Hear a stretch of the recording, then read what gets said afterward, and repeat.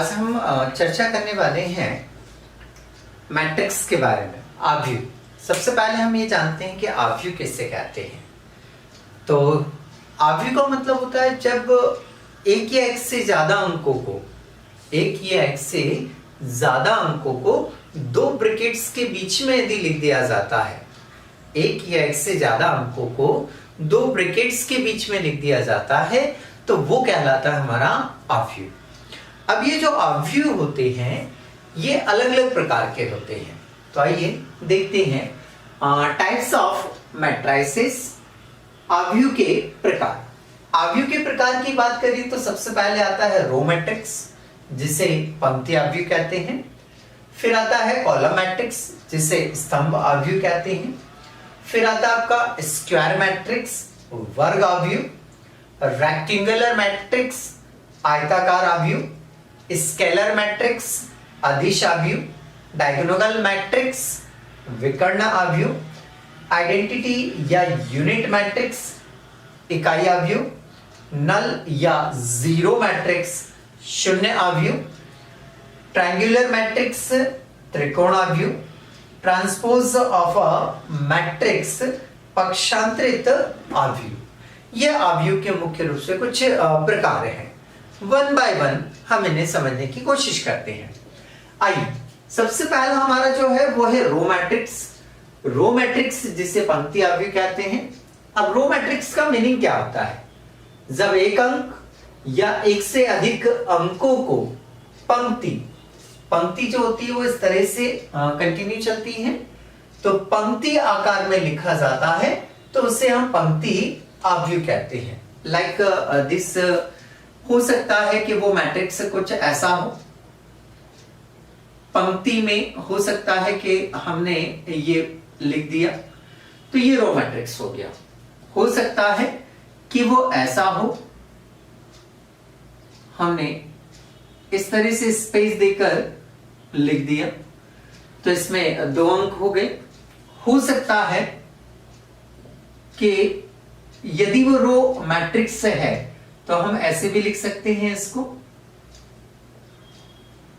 और भी इसको कंटिन्यू बढ़ा सकते हैं हम और भी 1 2 3 4 मीन्स जो वैल्यू होंगी वो वैल्यू जो होंगी वो हमेशा रो टाइप में लिखी जाएंगी, चाहे उस मैट्रिक्स का जो कंटेंट है वो 1 हो या 1 से ज्यादा हो। तो ये हुआ हमारा रो मैट्रिक्स। अब हम जानेंगे कॉलम मैट्रिक्स क्या होता है। स्तंभ आव्यूह जिसे हम कहते हैं। तो जब एक अंक या एक से अधिक अंकों को स्तंभ आकार मतलब खड़े क्रम में, तो स्तंभ आकार में लिखा जाता है तो उसे स्तंभ आव्यूह कहते हैं। फॉर एग्जाम्पल यदि हम बात करें तो ये मैट्रिक्स ऐसा हो सकता है, ये कॉलम मैट्रिक्स है। अब आप कहेंगे सर ये तो रो मैट्रिक्स है। हाँ, रो मैट्रिक्स में यदि सिंगल वैल्यू है और कॉलम मैट्रिक्स में भी सिंगल वैल्यू है तो उसे आप रो मैट्रिक्स भी बोल सकते हैं और कॉलम मैट्रिक्स भी बोल सकते हैं। बट यदि मैं एक से ज्यादा वैल्यू की बात करूं तो यहां मैंने लिखा 1, यहां लिखा मैंने नीचे की साइड में 2, तो ये कॉलम टाइप में हो गया, ये कॉलम मैट्रिक्स हो गया। और बात करें 1 2 3 तो ये भी आपका कॉलम मैट्रिक्स कहलाएगा क्योंकि आप कॉलम साइज में मैट्रिक्स को बना रहे हैं। और भी बढ़ा सकते हैं आप इसके कंटेंट को 1 2 3 4, ये भी आपका कॉलम मैट्रिक्स है। तो कॉलम मैट्रिक्स में जो अंक अरेंज किए जाते हैं वो कॉलम के आकार में खड़े क्रम में उसको क्या किया जाता है, जमाया जाता है। पंक्ति आव्यूह जो होता है, रो मैट्रिक्स जो होता है उससे आड़े क्रम में जमाया जाता है। तो ये हुए आपके दो मैट्रिक्स। अब हम बात करेंगे स्क्वायर मैट्रिक्स वर्ग आव्यूह। जब किसी आव्यूह में पंक्ति मतलब रो और स्तंभ मतलब कॉलम, तो जब किसी आव्यूह में पंक्ति और स्तंभ समान, क्वांटिटी से मेरा मतलब है कि पंक्ति यदि 2 है तो फिर कॉलम भी हमें 2 चाहिए, पंक्ति यदि 2 है तो कॉलम भी 2 चाहिए, पंक्ति में यदि 1 है तो कॉलम में भी एक ही होना चाहिए। पंक्ति में यदि 4 रो हैं तो फिर कॉलम में भी 4 रो चाहिए। मतलब रो और कॉलम की क्वांटिटी सिमिलर होना चाहिए, बराबर होना चाहिए, और साथ ही उनके अंक भी समान होना चाहिए। मतलब पंक्ति में यदि 3 अंक है तो कॉलम के अंदर भी 3 अंक होना चाहिए। पंक्ति के अंदर यदि 4 अंक है तो कॉलम में भी 4 अंक होना चाहिए। जब ये दोनों चीजें समान हो, रो और कॉलम समान हो, रो के अंदर के अंक और कॉलम के अंदर के अंक भी समान हो, तो ऐसी कंडीशन में उस मैट्रिक्स को हम वर्ग अवयव कहते हैं, स्क्वायर मैट्रिक्स कहते हैं। लाइक दिस एग्जांपल की बात करें तो हमने यहां ले लिया, ये हमारी रो है, मान लीजिए ये मेरा कॉलम है, तो ये स्क्वायर मैट्रिक्स है। देन दूसरा एग्जांपल ले लेते हैं। मेरे पास 1 2 ये मेरी रो है। देन कॉलम की बात करें 4 and 5, इस तरह से मेरे पास रो 1 है और मेरे पास कॉलम भी 1 है। रो मेरे पास 1 है, बट इसको थोड़ा सा हटा लेते हैं अपन। यहां पर देखिए ये केवल रो मैट्रिक्स है, ये केवल रो मैट्रिक्स है, ये स्क्वायर मैट्रिक्स नहीं है। क्यों? ऐसा क्यों? अरे ऐसा इसलिए हमने यहां लिखा क्या है, जब किसी अवयव में रो और कॉलम समान होना चाहिए। यदि आप ऐसे देखेंगे तो ये रो हुई, रो कितनी है 1, बट आप ऐसे से देखेंगे तो ये क्या हुआ, कॉलम। रो तो 1 है बट कॉलम कितने हैं 2, तो ये स्क्वायर मैट्रिक्स नहीं कहलाएगा। उसके लिए चाहिए ये है कि यहां पर इस तरह की वैल्यू होना चाहिए। अब देखिए, अब रो काउंट करें हम तो रो में 1, देन 2। अब यदि हम कॉलम को काउंट करें तो कॉलम में 1, देन 2। तो रो और कॉलम दोनों क्या हो गए हमारे, बराबर हो गए। जब रो और कॉलम दोनों क्या हुए हमारे, बराबर, तो ये स्क्वायर मैट्रिक्स होने लगा। बट एक चीज और चेक करनी है हमें, उनके अंक भी क्या होना चाहिए, समान होना चाहिए। मीन्स रो के अंदर यदि आप देखें तो रो में कितने अंक हैं 2, रो के अंदर अंक कितने हैं 2। अब कॉलम में भी आपको ऐसे ही गिनना पड़ेंगे। कॉलम में अंक कितने हैं 2, कॉलम में अंक कितने हैं 2। जब ये दोनों रिकॉग्निशन आपको मिल जाए मतलब वो कहलाएगा आपका स्क्वायर मैट्रिक्स। आप बोलेंगे सर स्क्वायर केवल 2 ही रो का होगा क्या? ना, स्क्वायर जो होगा 1 2 3 4 5 6 7 8 9। यदि मैं बात करूं तो ये स्क्वायर मैट्रिक्स नहीं है। ये जो लिखा हुआ है ये स्क्वायर मैट्रिक्स नहीं है। रीजन सीधा सा है कि रो की बात करूं तो रो इसमें 2 है, बट यदि मैं इसी मैट्रिक्स में से कॉलम की बात करूं तो कॉलम जो है वो मेरे पास 3 है, तो फिर ये स्क्वायर मैट्रिक्स नहीं हुआ। दूसरी बात, रो के अंदर के अंक की बात करूं तो 3 अंक हैं, और कॉलम के अंदर की बात करूं तो केवल 2 ही अंक हैं। कॉलम के अंदर की बात कर रहे हैं हम, तो ऐसी कंडीशन में स्क्वायर मैट्रिक्स नहीं है। स्क्वायर मैट्रिक्स तब होगा जब रो यदि 3 है। इसको हम आगे बढ़ा लेते हैं इस तरह से। अब आप देखें तो ये स्क्वायर हो गया। रो की बात करें तो 1 2 3, और अब यदि मैं इसमें कॉलम काउंट करता हूं तो कॉलम को काउंट करने पे देखते हैं कितने कॉलम हैं, 1 2 और 3। रो भी 3 है और कॉलम भी 3 है। मेरी ये पहचान तो हो गई क्लियर। देन एक चीज और चेक करना है आपको कि जब रो के अंदर के अंक कितने हैं 3 और कॉलम के अंदर के अंक भी कितने हैं 3, तो फिर ऐसी कंडीशन में ये कहलाएगा आपका स्क्वायर मैट्रिक्स। अब इसमें फिर वही चीज, अब ये 3 है, आप इसे बढ़ाकर और भी कर सकते हैं, जिसे मैंने लिख दिया 8 9 11 4 2 7 5।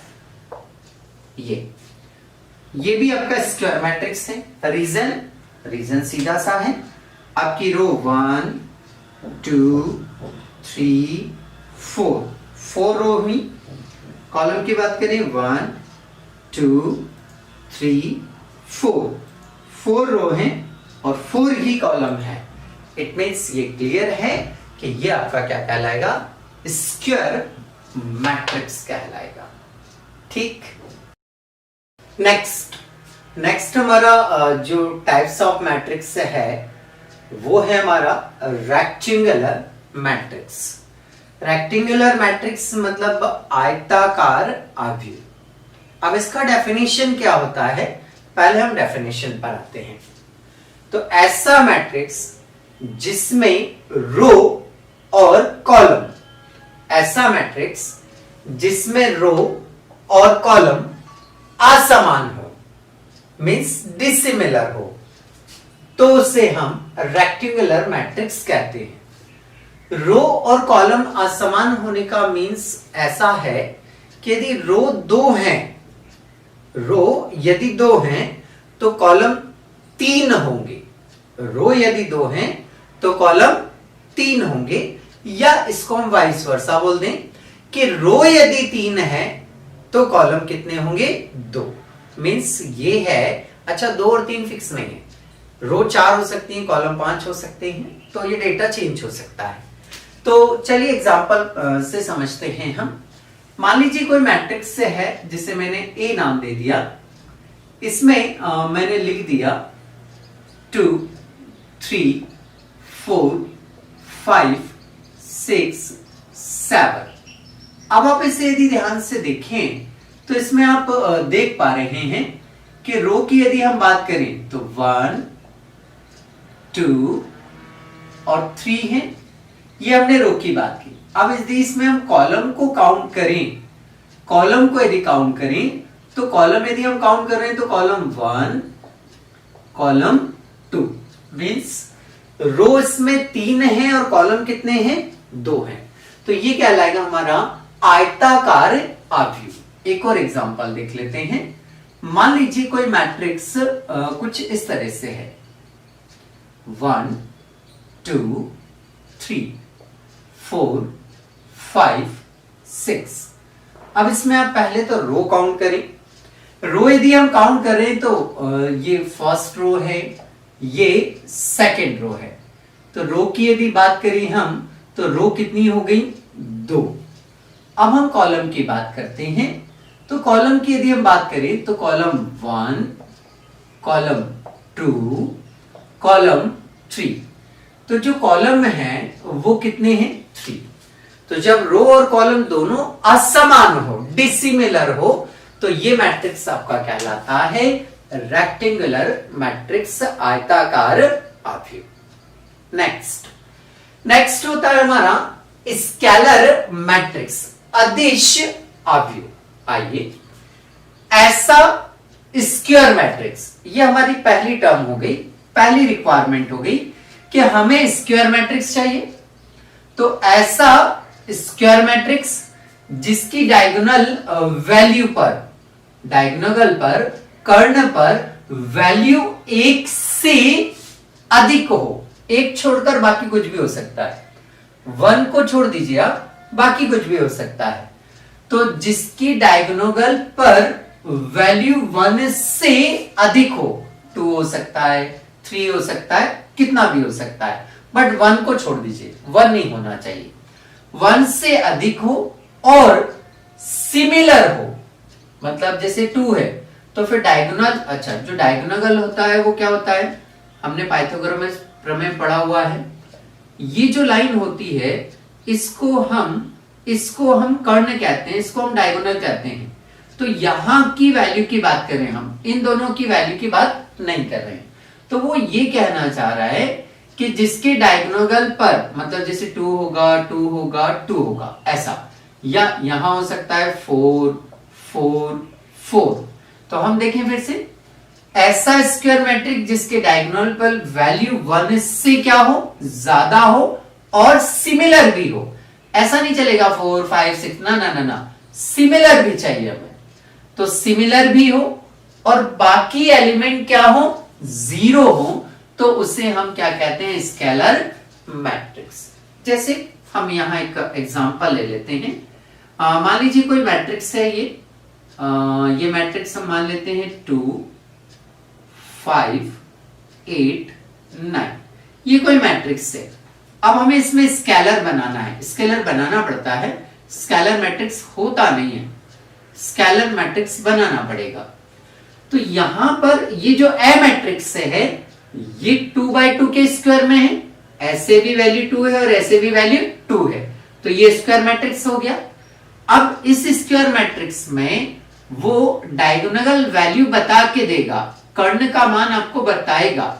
सपोज मान लीजिए डायगोनल वैल्यू जो है वो 8 है, तो फिर हम इस मैट्रिक्स को कैसे बनेंगे, 8 0 0 8।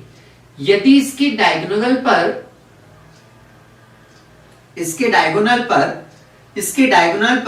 वैल्यू आप देख पा रहे हैं 8 लिया हमने, तो 8 सिमिलर है, तो ये हमारा क्या कहलाएगा, स्केलर मैट्रिक्स। ये 3/3 में भी हो सकता है। सपोज मान लीजिए, ये एग्जांपल तो हमारा खत्म हो गया। हमारा ए मैट्रिक्स जो है वो है 1 2 3 4 5 6 7 8 9। ये स्क्वायर मैट्रिक्स है, 3 रो और 3 कॉलम स्क्वायर मैट्रिक्स हुआ। तो पहली रिक्वायरमेंट हमारी फुलफिल होगी कि स्क्वायर मैट्रिक्स होना चाहिए। अब इसका स्केलर बनाना है, हमें स्केलर बनाना पड़ता है, स्केलर दिया नहीं रहता है क्वेश्चंस में, तो स्केलर इसके ए के सिमिलर बनाया जाएगा। तो ए यदि 3/3 में है, मींस 3 वैल्यू ऐसे हैं और 3 वैल्यू ऐसे हैं, स्क्वायर हुआ ये। तो स्केलर में भी आपको क्या करना पड़ेगा, 0 0 0 0 0 0 0 0 और 0। ये हमने एक मैट्रिक्स बनाया। अब उसने स्केलर वैल्यू, स्केलर मैट्रिक्स की जो डायगोनल वैल्यू है, मान लीजिए उसने 7 दिया है, तो इसका ये जो कर्ण है, इसका ये जो कर्ण है, इसका ये जो डायगोनल है, यहां पर वैल्यू जो होना चाहिए वो वैल्यू कितनी होनी चाहिए, 7।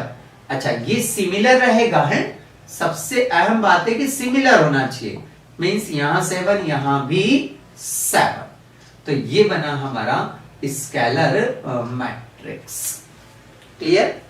तो डेफिनेशन एक बार, ऐसा स्क्वायर मैट्रिक्स, ये स्क्वायर मैट्रिक्स है, ये स्क्वायर मैट्रिक्स है, जिसकी डायगोनल पर, कर्ण पर वैल्यू 1 से क्या होना चाहिए, अधिक, देन सिमिलर भी होना चाहिए। तो हम यहां देख रहे हैं कि यहां 8 और 8 1 से ज्यादा भी है और सिमिलर भी है, यहां 7 और 7 1 से ज्यादा भी है और सिमिलर भी है, और बाकी एलिमेंट क्या होना चाहिए, 0। तो आप देख रहे हैं बाकी एलिमेंट 0 है, बाकी एलिमेंट क्या है, 0 है। तो फिर वो मैट्रिक्स क्या कहलाएगा, आपका स्केलर मैट्रिक्स कहलाएगा। ओके, नेक्स्ट अगला आता है हमारा इंडेंटिटी या यूनिट मैट्रिक्स। इंडेंटिटी या यूनिट मैट्रिक्स, इसे इकाई आव्यूह भी हम कहते हैं। आइए इंडेंटिटी, अच्छा पहले हम देख लेते हैं डायगोनल मैट्रिक्स। डायगोनल मैट्रिक्स किसे कहते हैं, जिसको विकर्ण आव्यूह भी कहते हैं। ऐसा स्क्वायर मैट्रिक्स जिसमें डायगोनल पर अलग अलग एलिमेंट हो। अभी हमने स्केलर में क्या देखे थे, सिमिलर होना चाहिए। सिमिलर होना चाहिए।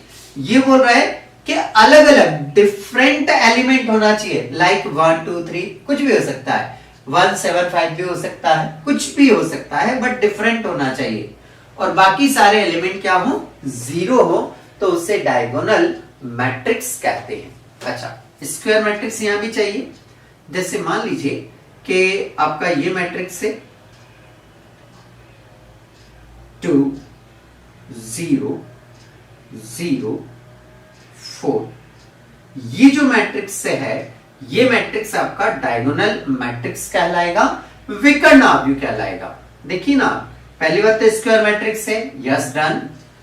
डायगोनल पर अलग अलग वैल्यू होना चाहिए, तो आप देख रहे हैं कि यहां पर वैल्यू अलग अलग है ना। अच्छा, कंटिन्यू की जरूरत नहीं कि 2 है तो 3 होना चाहिए, 2 की जगह 4 हो सकता है ना। ये 4 लिख दिया हमने। अब यहां 2 लिखा है तो यहां 8 भी हो सकता है। अलग अलग चाहिए हमें, कंटिन्यू वाले नहीं चाहिए, अलग अलग चाहिए।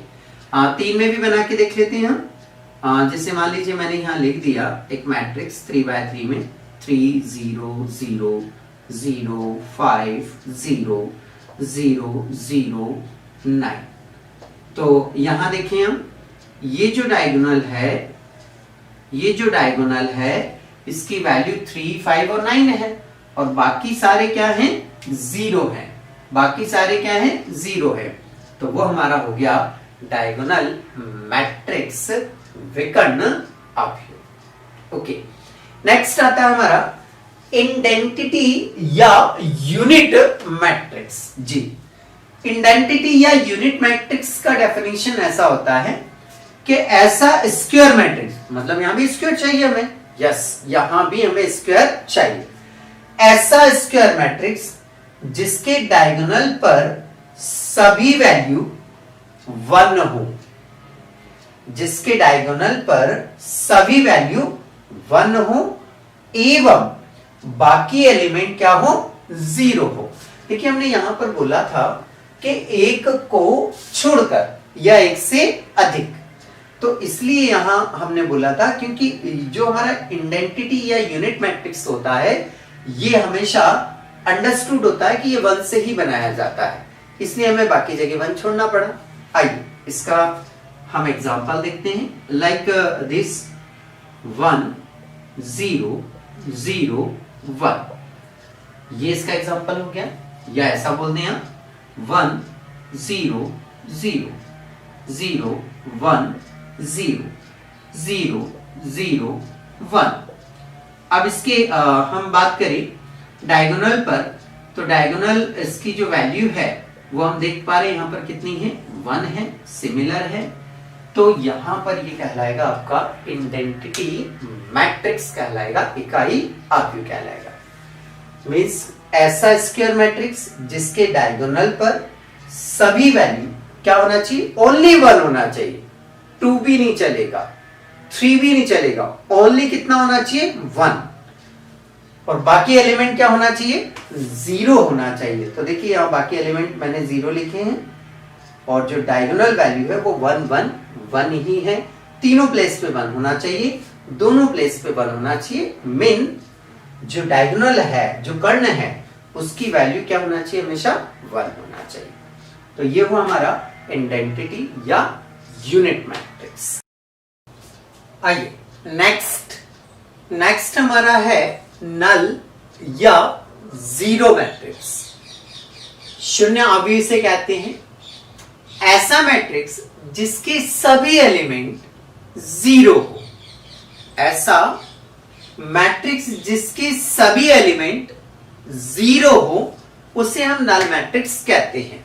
अब ये कैसा भी हो सकता है, सपोज हमने एक मैट्रिक्स ले लिया कि 0 0 0 0, ये नल मैट्रिक्स है। या हमने कोई और मैट्रिक्स ले लिया 0 0 0 0 0 0 0 0 0, ये भी नल मैट्रिक्स है।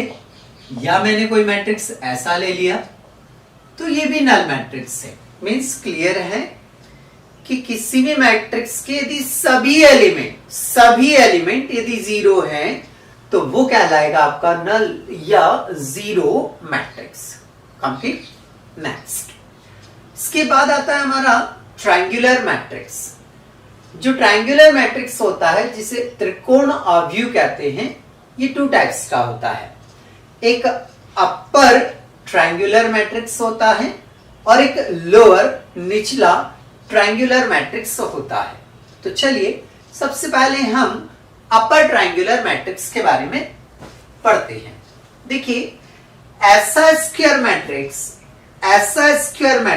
स्क्वायर होना चाहिए, ऐसा स्क्वायर मैट्रिक्स जिसमें डायगोनल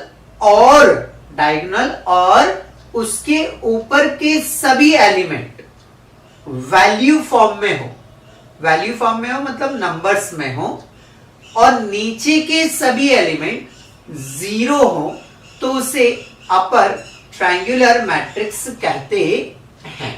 समझते हैं इसे। मान लीजिए कोई मैट्रिक्स, अच्छा पहली बात तो स्क्वायर मैट्रिक्स चाहिए आपको, तो चलिए हमने एक स्क्वायर मैट्रिक्स बना लिया यहां पर 1 2 3 देन 0 1 2 देन 0 0 1, ऐसा हमने मैट्रिक्स बनाया। ओके, तो पहली कंडीशन तो हमारी ये फुलफिल हो गई कि स्क्वायर मैट्रिक्स होना चाहिए, ये स्क्वायर मैट्रिक्स है। अब अगली कंडीशन, जो डायगोनल और उसके ऊपर के सभी एलिमेंट वैल्यू फॉर्म में होना चाहिए। मतलब वो शायद ऐसा कह रहा है, ये डायगोनल और उसके ऊपर के सभी अंक वैल्यू फॉर्म में होना चाहिए, मतलब यहां कुछ ना कुछ वैल्यू होना चाहिए। अच्छा ये जरूरी नहीं कि बराबर हो, मैं यहां पर 5 ले लेता हूं, यहां पर 7 ले लेता हूं। तो डायगोनल और उसके ऊपर के साइड, इस अपर साइड में देखना आपको, इस अपर साइड में देखना आपको कुछ ना कुछ वैल्यू होना चाहिए और नीचे के सारे वैल्यू जीरो होना चाहिए। दोनों कंडीशन है, ऊपर के सारे वैल्यू फॉर्म में होना चाहिए और नीचे की सारी वैल्यू जीरो होना चाहिए, तो वो कहलाएगा आपका अपर ट्रायंगुलर मैट्रिक्स, ऊपरी त्रिकोण आकृति। ओके, इसको एक और एग्जांपल से देख सकते हैं हम। मान लीजिए कि हमने कोई ए मैट्रिक्स ले लिया, यहां पर ये लिया हमने 4 5 6 7 8, ठीक है। फिर हमने यहां लिया 0, यहां ले लेते हैं हम 7 8 9, यहां हम ले लेते हैं 4 एंड 5, यहां ले लेते हैं हम 8। अब आप इससे देखें तो क्या ये स्क्वायर मैट्रिक्स है? डन, ये स्क्वायर मैट्रिक्स है। 1 2 3 4 रो हैं, 1 2 3 4 कॉलम है। तो जब 4 रो और 4 कॉलम है मींस ये क्या हो गया? Square matrix. अब इस स्क्वायर मैट्रिक्स में देखें हम तो एक डायगोनल वैल्यू हम यदि इसमें डालते हैं, लाइन ड्रॉ करते हैं हम, तो ये डायगोनल लाइन हो गई आपकी। तो हमने क्या लिखा है कि डायगोनल और उसके ऊपर के सभी एलिमेंट वैल्यू होना चाहिए। तो देखिए ये सारे वैल्यू हैं, ये सारे वैल्यू हैं। और यदि हम इसका एक कोण बनाते हैं तो ये एक त्रिकोण भी बन गया है। तो ये त्रिकोण कौन सी साइड बना? ऊपर की साइड, वैल्यू के साथ ऊपर की साइड बना। तो ये कहलाएगा आपका अपर ट्रायंगुलर मैट्रिक्स, ठीक है। नेक्स्ट लोअर में जस्ट वाइस वर्सा चलेगा। जैसे हम फॉर एग्जांपल ए मैट्रिक्स से आपका ए मैट्रिक्स में मान लीजिए कोई वैल्यू है आपकी 1 0 0 देन 1 2 0 5 0 5 की बजाय आप एक काम करिए, यहां पर 3 और 0 ले लीजिए, यहां पर 4 लिख लीजिए तो कंफ्यूजन नहीं होगा। ये लीजिए अब यहां पर आप देखिए, पहले तो एक डायगोनल लाइन खींच लेते हैं हम। ये लाइन खींची मैंने, ध्यान से देखिएगा। अब आप ध्यान दें, ऐसा स्क्वायर मैट्रिक्स है, स्क्वायर मैट्रिक्स जिसमें डायगोनल और उसके नीचे के सभी एलिमेंट किस फॉर्म में होना चाहिए? वैल्यू के फॉर्म में होना चाहिए। तो ये देखिए वैल्यू के फॉर्म में, ये वैल्यू के फॉर्म में, नीचे की बात कर रहा हूं मैं, इधर नीचे इस साइड की बात कर रहा हूं मैं, इस साइड की बात कर रहा हूं मैं, तो ये वैल्यू फॉर्म में होना चाहिए और ऊपर के सारे क्या होना चाहिए, 0 होना चाहिए। तो ये कहलाएगा आपका लोअर ट्रायंगुलर मैट्रिक्स कहलाएगा। अब ये जो ट्रायंगुलर वैल्यू के साथ बन रहा है वो कहां बन रहा है, लोअर साइड में। वैल्यू के साथ जो बन रहा है वो लोअर साइड में बन रहा है, इट मींस ये कहलाएगा आपका ट्रायंगुलर मैट्रिक्स कहलाएगा। ओके, नेक्स्ट आता है हमारा ट्रांसपोज ऑफ अ मैट्रिक्स। पक्षांतरित, पक्षांतरित मतलब यदि किसी अवयव की रो की वैल्यू को कॉलम के फॉर्म में या कॉलम को रो के फॉर्म में अरेंज कर दिया जाता है तो उसे ट्रांसपोज ऑफ अ मैट्रिक्स कहते हैं। ठीक है, किस तरह से, इसे देखें हम एक एग्जांपल लेते हैं कि हमारा एग्जिस्टिंग जो मैट्रिक्स है वो है 1 2 3 8 9 10 15 16 और 17। ये हमारा एग्जिस्टिंग मैट्रिक्स दिया हुआ है। अब इसको हम ट्रांसपोर्ट मैट्रिक्स में क्या कर रहे हैं, कन्वर्ट कर रहे हैं। ठीक है, कैसे इसका ट्रांसपोज ऑफ मैट्रिक्स किया जाएगा। हमारा रूल क्या बोल रहा है कि जो रो है इसे कॉलम के फॉर्म में लिख दीजिए आप। ये रो है, इसे कॉलम के फॉर्म में लिख दीजिए। मतलब कॉलम ऐसा होता है, ये जो रो है इसे कॉलम के फॉर्म में लिख दीजिए, लिख दिया आपने। सेकेंड रो को भी कॉलम के फॉर्म में लिख दीजिए, 8 9 10। थर्ड वाली जो रो है आपकी, ये वाली, इसको भी कॉलम के फॉर्म में लिखिए, 15 16 17। तो ये जो मैट्रिक्स आपने बनाया है ये कहलाएगा आपका ट्रांसपोज ऑफ अ मैट्रिक्स। रो को किस फॉर्म में लिखे हम, कॉलम, रो को कॉलम, रो को कॉलम के फॉर्म में आप लिख रहे हैं, तो ये कहलाता है आपका transpose of a matrix. Clear? उम्मीद है सारे जो मैट्रिक्स के टाइप्स हैं वो आपको बहुत अच्छी तरह से समझ में